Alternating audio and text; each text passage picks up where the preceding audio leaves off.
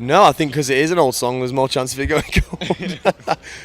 That has been obviously that was the first song that Ask and Alexandria ever wrote together, and it's honestly, it was weird because it was written by Ben and Danny in Danny's house like years ago, and it just, that's what triggered it all off, I think, really, once James got involved with it too and tweaked it a little bit. This whole roller coaster, I reckon. Yeah, it was that very song. Yeah, that's what we literally had only recorded that song roughly before we all decided to move to America and do this. So that was just enough inspiration for us to just be like, we can actually do it. So the fact that that's gone gold, I'm really proud, and I'm stoked that it's an old song too, you know, and I'm hoping that some of the new music we're writing is going to go gold as well.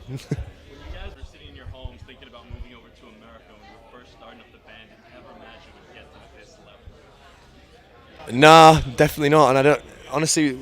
When we first came over, there was never any doubt or any. You know, we were just going to do it. We were just going to do it. We weren't going to. There was no idea of failure. We were just so.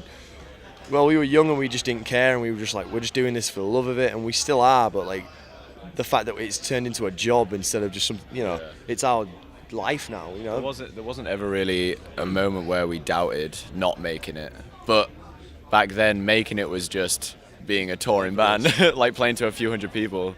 So that was just, I mean, that was our goal, and then it just...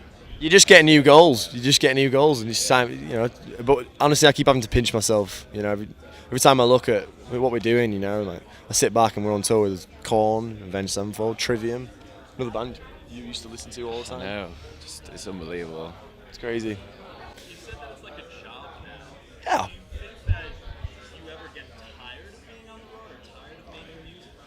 Never tired of making music. It does sometimes take a toll on the road. I think any band that tours as much as we do, or even if more than us, like they'll tell you that being in a band and doing what you love is amazing, and I would never change it for the world. But occasionally here and there, there's always a downside to everything, and the only downside I can really say is the one day in 2 weeks where you get a bit bummed out because you're not at home and you miss your family. But you know, it's better than a million jobs out there, and I'm still doing what I love with my best friends. So. Yeah, I'm definitely not complaining. No. What do you guys think you'd be doing if you weren't making music? Oh, good God, I don't know. I'd be selling phones and Cam would be stacking bread. I don't have a clue, mate, honestly. Would be the term. This is all I can think that this is what all of us in the band probably say the same thing. We're all about making music, and being in a band is kind of just seemed to. Well, we met each other in music technology at college along with Danny. So we all just wanted to play music. We weren't too bothered about the course. We just wanted to play, didn't we? So hence why we failed and dropped out and then did this. Yeah. In hindsight, what are your thoughts on the APMAs, AP Music Awards. What are my thoughts? What are the thoughts? I thought it was cool. Yeah, it's awesome. I mean, First year, wasn't it? It's the first year this year, so well, yeah, it was good. I mean, when we played it, it was interesting. But over award ceremonies overall, I personally don't. It's a bit much for me. I'm just like, holy shit, there's so many people. You can see so many friends that I haven't seen for a long time, and just it's one night of just chaos, really.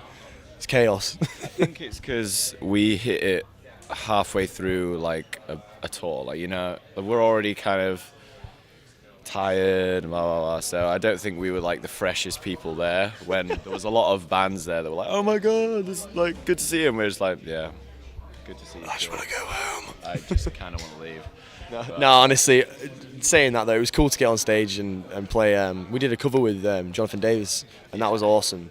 Yeah, it was really cool. I really enjoyed it. Hungry Like the Wolf. It was definitely something different. And when it started and we walked out and the click started, I'm like, we're really doing this right now. Never in my life would I think I'd be on a stage playing Hungry Like the Wolf with Jonathan Davis.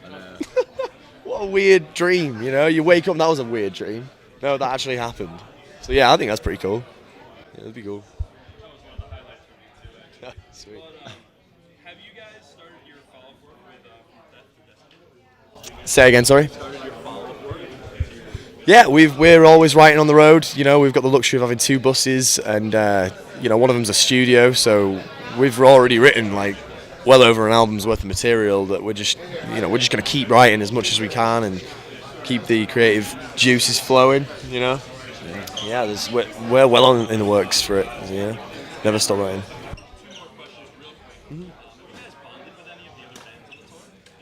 Yeah, honestly, this tour we're already friends with so many of the bands on this. We've toured with Avenged Sevenfold and Korn. We've taken Trivium out. We're really good friends with the Suicide Silence guys.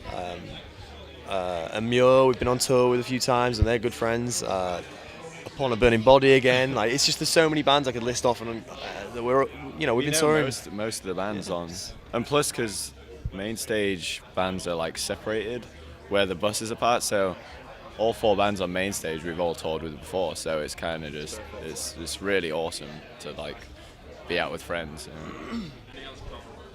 Yeah. Punk goes 90s volume 2.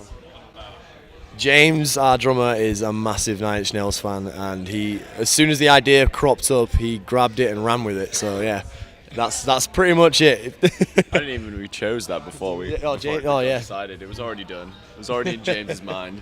Yeah, he'd already played it on stage in his mind, and as soon as that, I think he thought he'd written the song as soon as we said we were going to do it. You know? Are you guys fans of Nine Inch Nails? Personally, I'm not a big fan, but like I said, James, he's in the band. He's the big fan of him. I love the song. The song's awesome. Yeah. I can get into some of their songs. I wouldn't say like I'm a huge fan, but I could definitely appreciate what they've done for like this, this whole scene. I mean, yeah, very very different, but still like going strong. So very respectful. You guys could have chosen a song. Which one would you have chosen? Probably a Robbie Williams song. Probably. I'll take that or something. Backstreet Boys. Backstreet Boys? Yeah, that would have been cool. Don't know, Backstreet Boys could. You can't knock Backstreet Boys. Maybe a bit of Spice Girls. We are British, you know. That would have been awesome.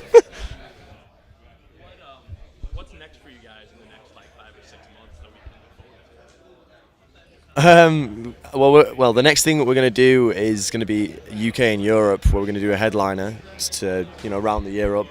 But between then and now, we're just going to be off for a little bit, having a bit of a break for about a month and a half. But yeah. What's after that? What we do after that? We do Bunkers Canada. Yeah, so we do UK and Europe in a couple of months, and then back over. I think there's a few US shows, but mostly Canadian shows. We're playing places in Canada that we've never played before, so I think that's going to be really, really good for us. It's going to be in December though, which is going to fucking suck. Canada in December. I'm going to buy a really big old coat. Just wrap yourself up in those huge lips you've got. By the way, Ben punched Cam the other day, and he's got massive lips. Yeah, that's what you want. He hasn't got herpes, don't worry. I'm just trying to be a boy and just let you all know that Cam definitely.